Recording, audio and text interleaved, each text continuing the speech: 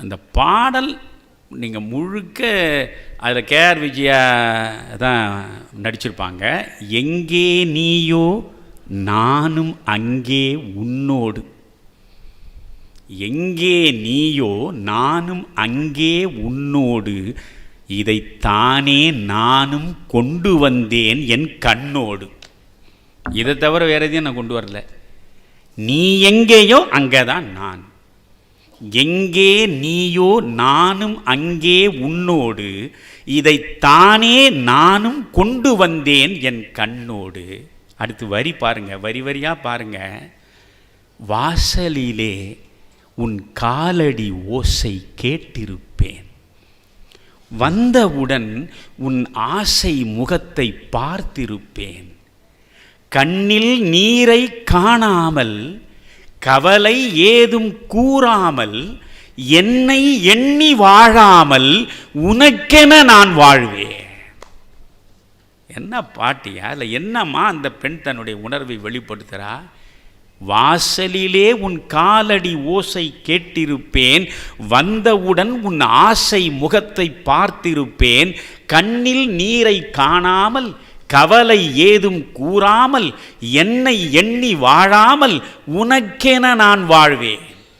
கருணை என்றால் தாயாவேன், காதல் என்றால் சேயாவேன், கண்ணா உந்தன் நிழலாவேன், உனக்கென நான் வாழ்வேன். இந்த பாடலை ஒரு 10 வாட்டி பக்கி இன்றைக்கு யாராவது கணவன் மீது கோபமாக இருக்கிறவங்க திரும்ப திரும்ப போட்டு கேட்கட்டும். இப்படி தான் ஒரு மனைவி கணவனுக்காக உருகணும், ஒரு கணவன் மனைவிக்காக உருகணும். பொதுவாகவே பார்த்திங்கன்னா பெண்கள் தான் கணவனுக்காக உருகி உருகி பணிவிடை செய்வது. கணவர் நோயாளியாக இருப்பார், மனைவி உருகி உருகி பணிவிடை செய்வது போல தான் காட்சிகள் இருக்கும். ஆனால் 2 பாடல்கள், 2 கண்ணதாசன் எழுதின பாடல்கள் தான், 2 சிவாஜி நடித்த படங்கள் தான், இதே பாலும் பழமும் தான். எல்லை மீறிய அன்பை தன் கணவனுக்காக அவள் வெளிப்படுத்தி அவன் புற்றுநோய்க்கு மருந்தை கண்டுபிடிக்கக்கூடிய பெருமைக்குரியவனாக மாற வேண்டும் என்பதற்காக தன்னை மொத்தமாக அர்ப்பணித்து விடுகிற இவள் காசநோயாளியாக மாறிவிடுகிறாள். இவள் மீது அவனுக்கு எல்லையற்ற அன்பு, அவன் மீது அவளுக்கு எல்லையற்ற அன்பு. அதுதானே கணவன் மனைவிக்கான உறவே. கணவனுக்காகவே வாழ்வது என்று மனைவியும், மனைவிக்காகவே வாழ்வது என்று கணவனுமாக இருந்தால் தானே அது இல்லறம். அறம் இல்லையா அது? அது என்ன வெறும் சாதாரண திருமண பந்தமா?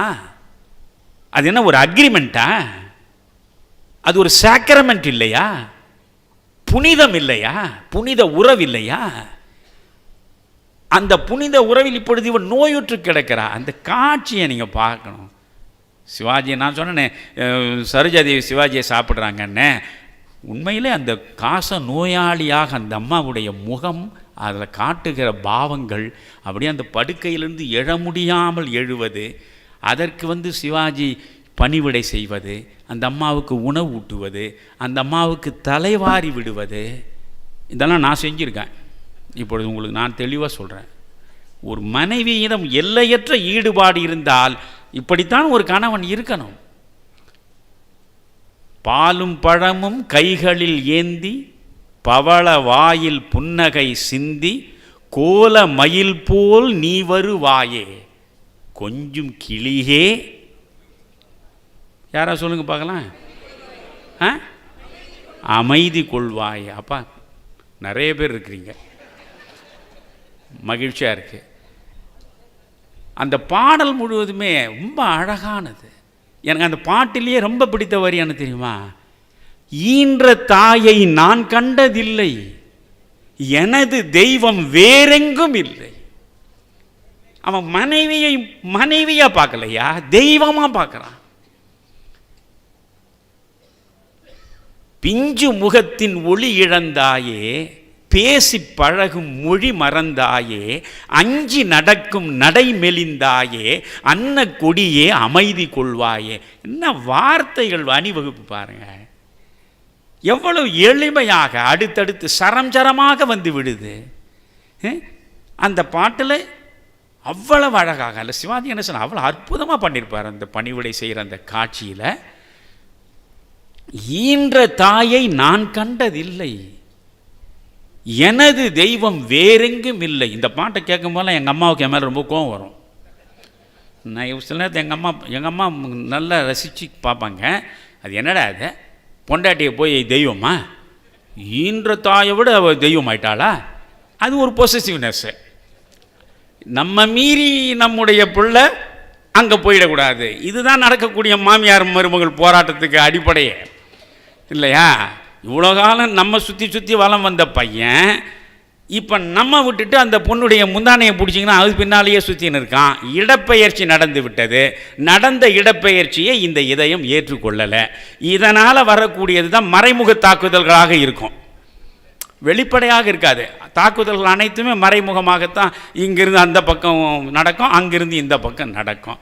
ஆனால் இந்த வரி என்னை அப்படியே ஆட்டி போடுறது. ஈன்ற தாயை நான் கண்டதில்லை, எனது தெய்வம் வேறெங்கும் இல்லை, உயிரை கொடுத்தும் உனை நான் காப்பேன், உதய நிலவே கண் துயில் வாயே. அழகான பாட்டு. அதே போல் ஒரு அற்புதமான பாடல். நீங்கள் தங்கப்பதக்கம் பார்த்தீங்கன்னா இதெல்லாம் கொஞ்சம் யூடியூப்பில் தயவுசெய்து பாருங்கள். இவ்வளோ நேரம் நான் இந்த வயதில் பேசுவதே இப்பொழுது எனக்கு கொஞ்சம் சிரமமாகத்தான் இருக்கு. இந்த தங்கப்பதக்கத்தில் நீங்கள் பாருங்கள். இதே மாதிரி அந்த அம்மா அவள் காசநோயாளியானா, இங்கே இந்த அம்மா பக்கவாதத்தில் பாதிக்கப்பட்டிருக்காங்க. ஒரு பக்கம் அந்த அம்மாவுக்கு செயற்படாது. இங்கே கேஆர் விஜயா, அங்கே சரோஜாதேவி கேஆர் விஜயா, அங்கே டாக்டர், இங்கே போலீஸ் ஆஃபீஸர். அந்த டாக்டர்னால் டாக்டர் மாதிரி இருப்பார் சிவாஜி, இங்கே போலீஸ் ஆஃபீஸர்னால் போலீஸ் ஆஃபீஸர் தான். இவர் மாதிரி இருந்தால் தான் போலீஸ் ஆஃபீஸர். சிவாஜி மாதிரி இருந்தால் தான் அவர் ஐபிஎஸ் ஆஃபீஸர். புரியுதுங்களா? சிவாஜி மாதிரி இருந்தால் தான் பேரிஸ்டர். நீங்கள் வக்கீல்னா சிவாஜி மாதிரி இருக்கணும், சிவாஜி மாதிரி நடக்கணும், சிவாஜி மாதிரி திரும்பணும், சிவாஜி மாதிரி பேசணும். அப்படி வாழ்ந்துட்டு போயிட்டான் அந்த மனுஷன்.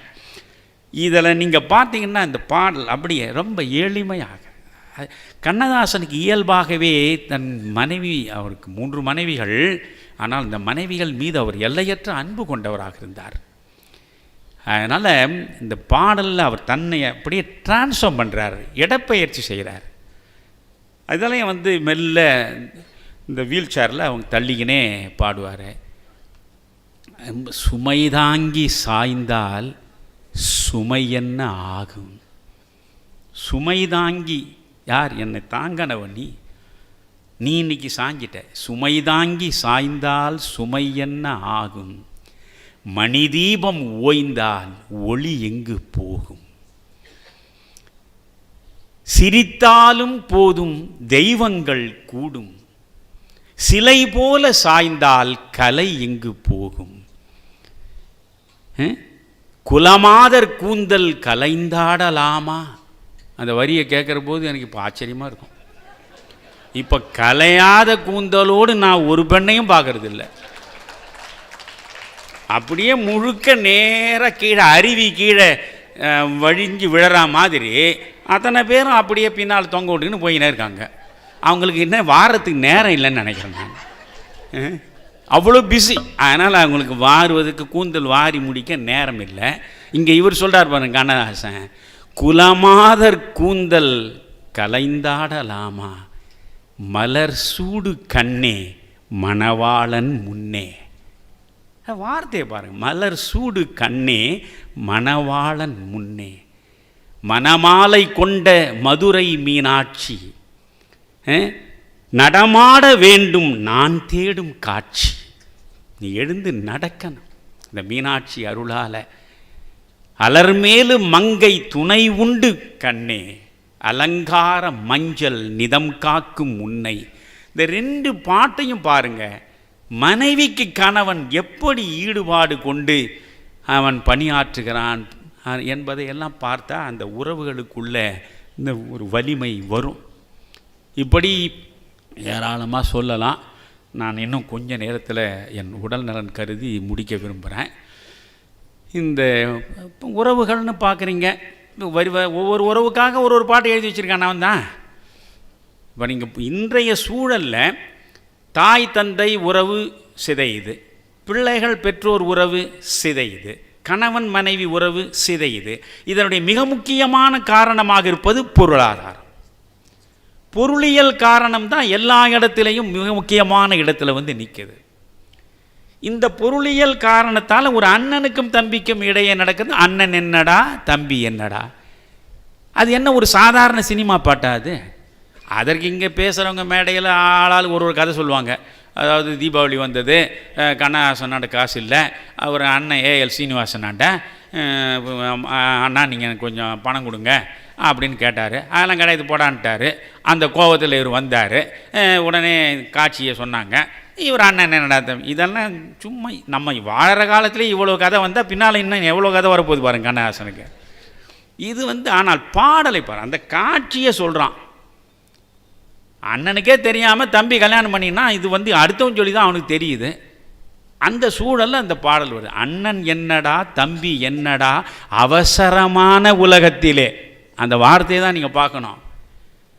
நாம் எப்பொழுதும் பொறுமையாக மெதுவாக இப்பொழுது நம்ம இல்லை, வேக வேகமாக, ஸ்பீட் லைஃப், வேகமாக புறப்படுறோம், வேகமாக காதலிக்கிறோம், வேகமாக கல்யாணம் பண்ணுறோம், வேகமாக விவாகரத்து பண்ணுறோம், வேகமாக போய் சேர்ந்துடுறோம். எல்லாமே வேகம்தான், எல்லாம் ஃபாஸ்ட் ஃபுட்டு தான். இப்போ காதலும் ஃபாஸ்ட் ஃபுட்டு தான், கணவன் மனைவி தாம்பத்தியமும் ஃபாஸ்ட் ஃபுட்டு தான், எல்லாம் ஃபாஸ்ட் ஃபுட் ஆகிடுச்சு. அதனால் இவன் சொல்கிறான், அந்த வார்த்தையை தான் நீ பார்க்கணும். அண்ணன் என்னடா தம்பி என்னடா அவசரமான உலகத்திலே ஆசை கொள்வதில் அர்த்தம் என்னடா காசில்லாதவன் குடும்பத்திலே. காசு இருந்தால் தானடா ஒவ்வொரு ஆசையும் நிறைவேறும். காசே உன்னிடம் இல்லையே. அண்ணன் என்னடா தம்பி என்னடா அவசரமான உலகத்திலே ஆசை கொள்வதில் அர்த்தம் என்னடா காசில்லாதவன் குடும்பத்திலே.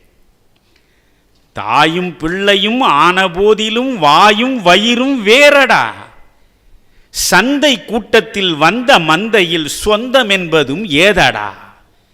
எப்படி வருது பாருங்க வார்த்தை. சந்தை கூட்டத்தில் வந்த மந்தையில் சொந்தம் என்பதும் ஏதடா. பெட்டை கோழிக்கு கட்டு சேவலை கட்டி வைத்தவன் யாரடா, 8 குஞ்சுகள் பெற்றெடுத்ததும் சோறு போட்டவன் யாரடா, வளர்ந்த குஞ்சுகள் பிரிந்த போதிலும் வருந்தவில்லையே தாயடா, மனித ஜாதியில் துயரம் யாவுமே மனதினால் வந்த நோயடா. பறவை வருந்தாது, விலங்கு வருந்தாது பிரிவு குறித்து. பிரிவுக்காக கண்ணீர் விடுபவன், பிரிவுக்காக கலங்கி நிற்பவன், பிரிவுக்காக துடிப்பவன் மனிதன் தான். காரணம், மனிதனுக்குத்தான் மனம் இருக்கிறது. அதனால எல்லா நோய்களுக்கும் இந்த மனது தாண்டா காரணம். என்னமா வாழும் நாளிலே கூட்டம் கூட்டமாய் வந்து சேர்கிறார் பாரடா, கை வறண்ட வீட்டிலே உடைந்த பானையை மதித்து வந்தவன் யாரடா, பணத்தின் மீதுதான் பக்தி என்ற பின் வந்த பாசமே ஏனடா, பதைக்கும் நெஞ்சினை அணைக்கும் யாவரும் அண்ணன் தம்பிகள் தானடா. எவ்வளோ பெரிய விஷயத்தை சொல்லியிருக்கான் பாருங்க. பிறந்தாதான் சகோதரன் கிடையாது, பதைக்கும் நெஞ்சினை அணைக்கும் யாவரும் அண்ணன் தம்பிகள் தானடா. இன்னொரு பாட்டு ரொம்ப அழகாக எழுதியிருப்பார் அவர். பணம் இருந்தால் போதுமடா மடியிலே, ஐயா பாசம் என்ன நேசம் என்ன உலகிலே, இனமென்றும் குலமென்றும் பேசுவார்,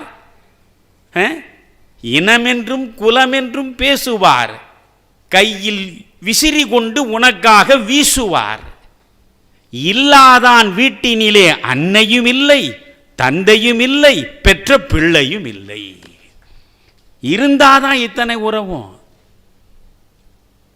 குளத்திலே தண்ணி இல்லை, கொக்கும் இல்லை மீனும் இல்லை, பெட்டியிலே பணம் இல்லை, பெத்த புள்ள சொந்தம் இல்லை. இல்லையா? எவ்வளோ அழகாக ஒவ்வொரு பாடலில் தன் அனுபவங்களை கொண்டு வந்து கொட்டி இருக்கிறார் என்பதை நாம் பார்க்கணும். இது பானையிலே சோறு இருந்தால் பூனைகளும் சொந்தமடா, சோதனையை பங்கு வச்சா சொந்தமில்லை பந்தமில்லை. இப்படி நிறைய பாடல்கள். இதில் ரொம்பவும் மனசை ரொம்ப கனப்படுத்துகிற பாடல் தான் அந்த தங்கப்பதக்கத்தில் உள்ள சோதனை மேல் சோதனை பாடல். பெற்ற பிள்ளையே தந்தைக்கு அன்பு காட்டாதவனாக இருந்தால், தந்தையின் பாசத்தை உணராதவனாக இருந்தால், தந்தைக்கு மிகப்பெரிய கவலைகளை கொண்டு வந்து சேர்ப்பவனாக இருந்தால், அந்த நிலையில் அந்த தந்தையினுடைய மனம் எப்படி பாடுபடும் என்பதை என்ன அழகாக கண்ணதாசன் அதை எழுதியிருக்காருன்னு அந்த பாடல், தங்கப்பதக்கத்தில் உள்ள பாடலை நீங்கள் பார்க்கிற பொழுதே, சோதனை மேல் சோதனை போதுமடா சாமி, வேதனைதான் வாழ்க்கை என்றால் தாங்காது பூமி. எல்லாமே வேதனை தான்னா பிறகு வாழ்ந்து என்ன பயன்? சொந்தம் ஒரு கைவிலங்கு நீ போட்டது, அதில் பந்தம் ஒரு கால் விலங்கு நான் போட்டது. ஆதாரம் இல்லையம்மா ஆறுதல் சொல்ல, நான் அவதாரம் இல்லையம்மா தத்துவம் சொல்ல. பரிகாரம் தேடி இனி எவ்விடம் செல்ல, பரிகாரம் தேடி இனி எவ்விடம் செல்ல, அதிகாரம் இல்லையம்மா வானகம் செல்ல. ஒரு நாளும் நான் இதுபோல் அழுதவன் அல்ல, அந்த திருநாளை மகன் கொடுத்தான் யாரிடம் சொல்ல. இந்த 2 வரி என்னை போட்டு உலுக்கிடும். ஒரு நாளும் நான் இதுபோல் அழுதவன் அல்ல, அந்த திருநாளை மகன் கொடுத்தான் யாரிடம் சொல்ல. தானாடவில்லையம்மா சதையாடுது, தந்தை என்றும் பிள்ளை என்றும் விளையாடுது. பூவாக வைத்திருந்தேன் மனமென்பது, பூனாகம் புகுந்து கொண்டு உறவென்றது. அடிதாங்கும் உள்ளம் இது இடி தாங்குமா, இடி போல பிள்ளை வந்தால் மடி தாங்குமா. எப்படி இந்த மனிதனால் இப்படி வார்த்தைகளை சரம் சரமாக அந்தந்த சூழலுக்கு ஏற்றாற்போல் கொண்டு வந்து கொட்ட முடிந்தது என்று புரியலை. இப்படி ஏராளமாக உறவுகளுக்கு இடையே இருக்கக்கூடிய சிக்கல்கள். ஒரு சாதாரண பாட்டை சொல்கிறேன், இன்னும் 10 நிமிடத்தை நான் முடிச்சிடுறேன். மிக சாதாரண பாட்டு தான் அது, ஆனால் என்னை மிக மிக கவர்ந்த பாட்டு அது. நிச்சயதாம்பூலம்னு ஒரு படம் வந்தது, பாடல்களுக்காக ஓடின படம் அது. அவன் பெரிய பணக்கார குடும்பத்தில் பிறந்தவன், அட்வொகேட் ஜெனரலுக்கு மகனாக இருக்கான். அவன் ஒரு ஏழை வாத்தியாருடைய மகளை காதலித்து திருமணம் செய்கிறான். சிவாஜி கணேசன் ஜமுனா. அந்த பாட்டில் இந்த ஜமுனாவுடைய முகபாவங்களை நீங்கள் பார்க்கணும். இதுவெல்லாம் பார்த்து இல்லைன்னா போய் பாருங்கள். சும்மா வெறும் பாட்டை மட்டும் கேட்குறது, இது ஆடியோவில் கேட்டுக்கலாம். அந்த வீடியோவில் பார்க்குற போது அவனுடைய முழு வீச்சும் உங்களுக்கு புரியும்.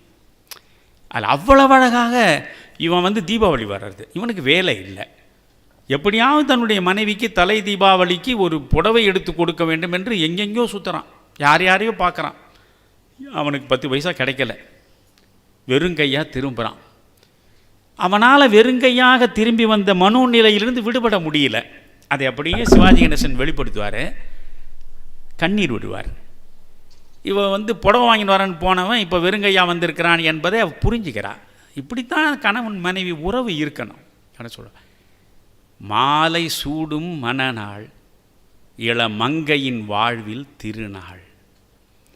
மாலை சூடும் மணநாள் இளமங்கையின் வாழ்வில் திருநாள், சுகம் மேவிடும் காதலின் எல்லை, வேறொரு திருநாள் இதுபோல் இல்லை. இதெல்லாம் உண்மைதான். இப்போ நீ புடவை வாங்கலை, இன்னைக்கு தீபாவளி என்பதற்காக ஏன் வருத்தப்படுற? காதல் கார்த்திகை திருநாள், மனம் கலந்தால் மார்கழி திருநாள், சேர்வது பங்குனி திருநாள், நாம் சிரிக்கும் நாளே திருநாள். இதில் ஒரு நாளுக்காக ஏண்டா நீ கவலைப்படுற? காதல் கார்த்திகை திருநாள், மனம் கலந்தால் மார்கழி திருநாள், சேர்வது பங்குனி திருநாள், நாம் சிரிக்கும் நாளே திருநாள்.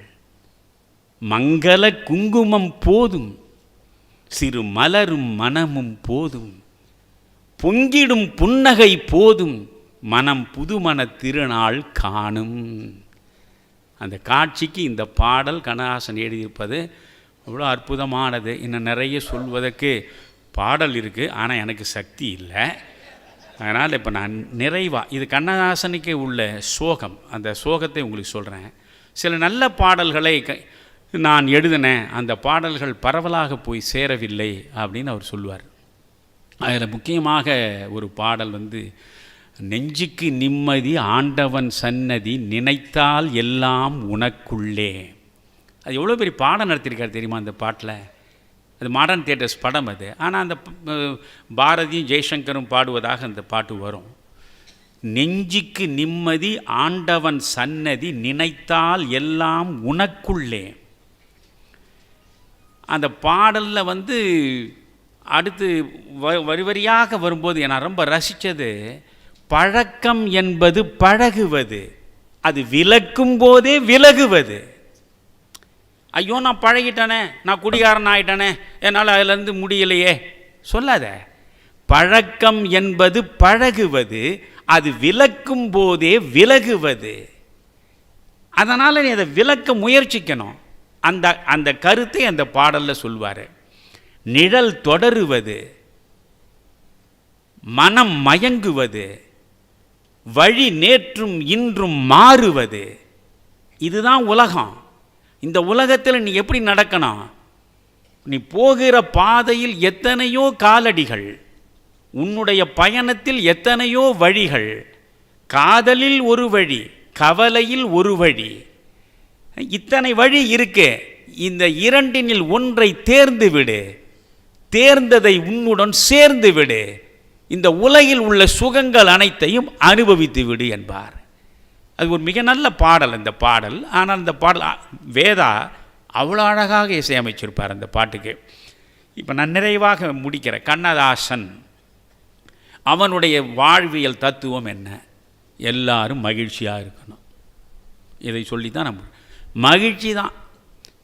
நீங்கள் ஆனந்தமாக வாழ்வதற்குத்தான் இந்த மண்ணுக்கு வந்திருக்கிறீர்களே தவிர அழுது புலம்புவதற்காக இல்லை. அதுதான் கண்ணதாசம். நீங்கள் மார்க்சிசம், கம்யூனிசம், சோஷலிசம், எத்தனை இசங்கள் சொல்கிறீங்களோ, கண்ணதாசம் என்பது என்ன? ஆண்டொன்று போனால் வயதொன்று போகும், அதற்கு முன்னாலே வா வா. எவ்வளோ ஆசையோடு அழைக்கிறான் பாருங்க. அதற்கு முன்னாலே வா வா. அழகுடன் இளமை தொடர்ந்து வராது, இருக்கின்ற போதே வா வா. அந்த பாடலை முழுக்கவே நீங்கள் பாருங்கள். அதுதான் வாழ்க்கை நேசத்தை தருகிற பாடல் இல்லையா? வாழ நினைத்தால் வாழலாம், வழியா இல்லை பூமியில், ஆழக்கடலும் சோலையாகும், ஆசை இருந்தால் நீந்தி வா. ஆசைப்படு.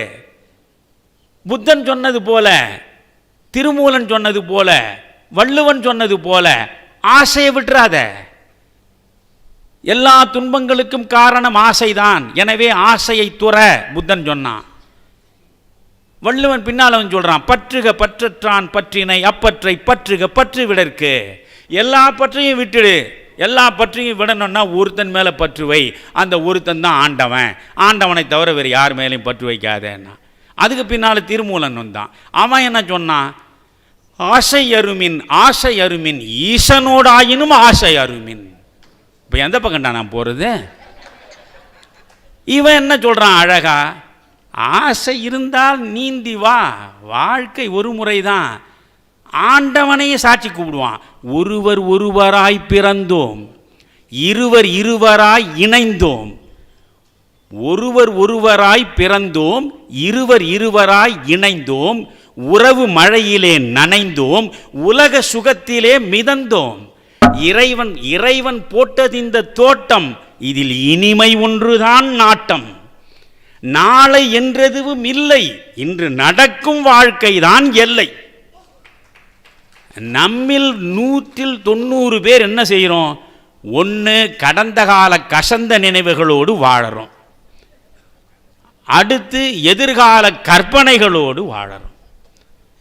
நிகழ்காலத்தை நிராகரிச்சிடுறோம். இன்று என்பது தானே உனக்கானது. நொடி நொடியாய் சென்று கொண்டே இருக்கும் பொழுது எது இறந்த காலம், எது நிகழ்காலம், எது எதிர்காலம்? எல்லாமே நிகழ்காலம்தான். அதனால தான் சொல்கிறான், ஒருவர் ஒருவராய் பிறந்தோம், இருவர் இருவராய் இணைந்தோம், உறவு மழையிலே நனைந்தோம், உலக சுகத்திலே மிதந்தோம். இறைவன் போட்டது இந்த தோட்டம், இதில் இனிமை ஒன்றுதான் நாட்டம்.